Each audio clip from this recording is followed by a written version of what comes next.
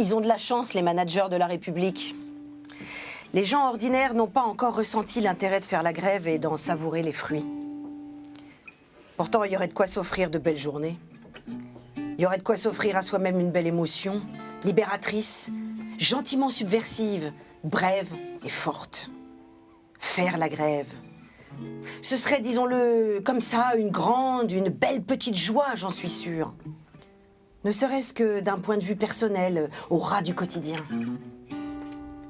Pensons aux matins d'hiver dans les grandes villes, aux métros bondés, aux odeurs de cheveux, de déodorants, à l'étouffoir des petites angoisses, de la lassitude résignée des salariés qui ne sont rien, d'après ce qu'en dit le grand manager des Français. Coincés entre les épaules et les soupirs des inconnus, on se prend à rêver. Et si aujourd'hui on se laissait pas faire ? Et si on n'avait pas à subir les 1000 servitudes du travail aujourd'hui ? Oui, on se prend à rêver. Et on repense avec un peu d'anxiété peut-être, mais aussi une jubilation secrète à nos journées d'école buissonnière. Il y a des jours comme ça. Des jours où la farandole des imposteurs, à la télévision, à la radio, au bureau, sur le chantier, exaspère plus que de raison. Des jours où on nous en demande trop, ou en tout cas plus qu'on est en mesure d'en donner. Et d'un seul coup, c'est étrange, n'est-ce pas, hein ? Le refus, la ruse, le demi-tour nous appellent et nous disent « Ah là, vraiment, non ». Hier, d'accord, demain, je dis pas, hein. Ah non, mais aujourd'hui, hein, non. Parfois, c'est pas de notre faute. Un enfant est malade, la salle de bain du voisin fuit à travers le plafond, la neige encombre les routes, la grippe nous saute à la gorge.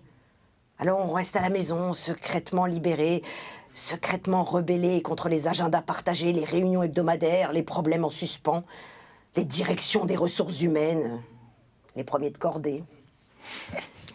La grève, au fond, il faudrait l'essayer pour voir. Allez savoir si perdre un jour de salaire, peut-être même plusieurs, n'en vaudrait pas la peine. Ne serait-ce que pour voir la tête de ceux qui trouvent ça fou ou bien irresponsable. Payer pour voir, comme un coup de poker dérisoire et drôle. Je me prends à songer à la puissance qu'aurait dans mon beau pays malade une grève générale, faisant s'affaler en une journée tout l'ordre dominant, le gelant soudain, le faisant baisser d'un ton, le contraignant à l'immobilisme absolu, silencieux, fulminant, dans l'incompréhension générale, la stupéfaction et l'anxiété. Oh, quel panache! J'adore. Mais que veulent-ils? Se répéterait-on alors partout, sur les plateaux de télé, dans les cabinets, dans les salles de réunion du président? Enfin, la question serait posée et une réponse serait attendue. Oh, quelle belle fiction ce serait! Quel beau roman d'un jour! J'en suis sûre, quelle que soit la réaction du patron, des collègues, des confrères, au moins, avouons-le, nous souririons. Notre journée, notre semaine peut-être, et pourquoi pas notre mois d'école buissonnière, aurait le mérite de tout chambouler en silence, de faire peur, sans un geste violent. Et imaginons alors que nous ne soyons pas seuls à nous lever le matin, à nous rendre au travail, et plutôt que de mentir pour nous tirer d'affaire, acclamer haut et fort qu'aujourd'hui, on répondra non à tous les ordres et que la loi nous protège. Oui, vraiment, ils ont de la chance, les managers de la République. Nous voulons du pain et le paradis, rien de moins. Au fond, les désaccords avec nos chefs ne sont pas politiques, ils sont philosophiques.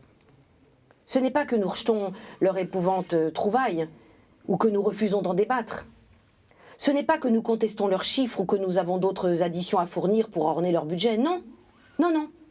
Nous refusons de nous rendre à la destination où ils nous conduisent. Voilà tout. Nous sommes bien trop exigeants pour cela. Le fric et le pouvoir n'excitent que les indigents. Alors, sur le chemin, les causeries de l'intendance sont distrayantes sans doute. Mais peu importe la discussion, si elle ne révoque pas en premier lieu le but absurde de notre voyage. Oui, le débat doit changer de thème. Il doit s'ébrouer pour faire tomber ses scories. Il doit s'épurer pour révéler son vrai corps matériel. Hors de sèche brossée au blanc par le vent, le sable et les vagues. L'heure est venue de parler de choses sérieuses. Nous partons reconquérir notre langue et nos images, délivrer nos héros et nos mots. Ces mots que nos chefs du moment s'appliquent à vider, comme des pêcheurs curant les entrailles des petites sardines luisantes ramenées dans leurs filets. Nous voulons nous affronter philosophiquement à nos objecteurs, doctrine contre doctrine, et aller au scrutin en sachant ce que l'on pense réellement de nous, carte sur table, face à face. Nous exigeons maintenant le duel décisif, l'explication majuscule, la grande dispute. Nous voulons causer métaphysique, trancher les questions épistémologiques, répudier la morale et formuler une éthique, bâtir une esthétique et une sotériologie, oui, absolument, tout cela et même plus.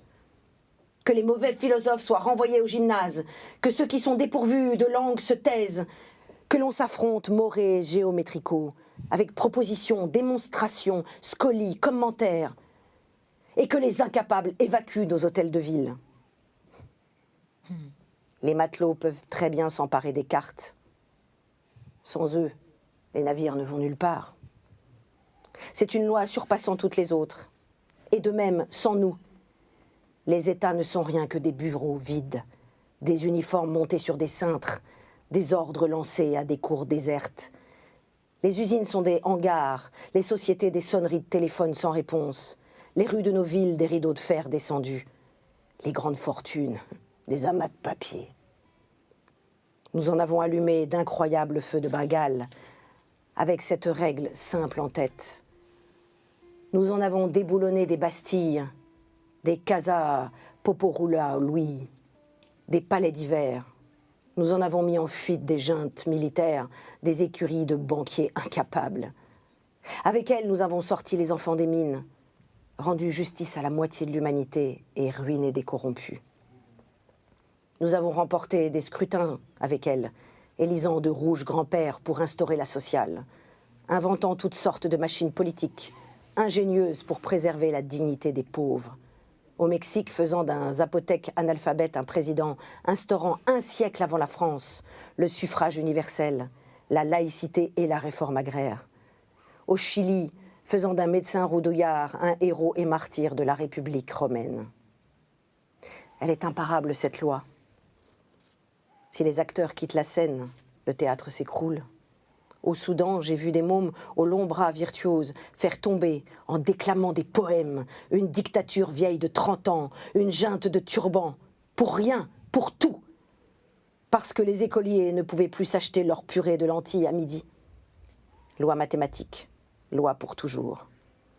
À cause du prix du ticket de métro au Venezuela, de la dernière ânerie de belle gueule au pouvoir en Argentine, de l'arrogance, du mépris de trop, de la corruption des teigneux, d'un ordre de massacre donné à la troupe pour exiger le bonheur, la paix, la justice et la liberté.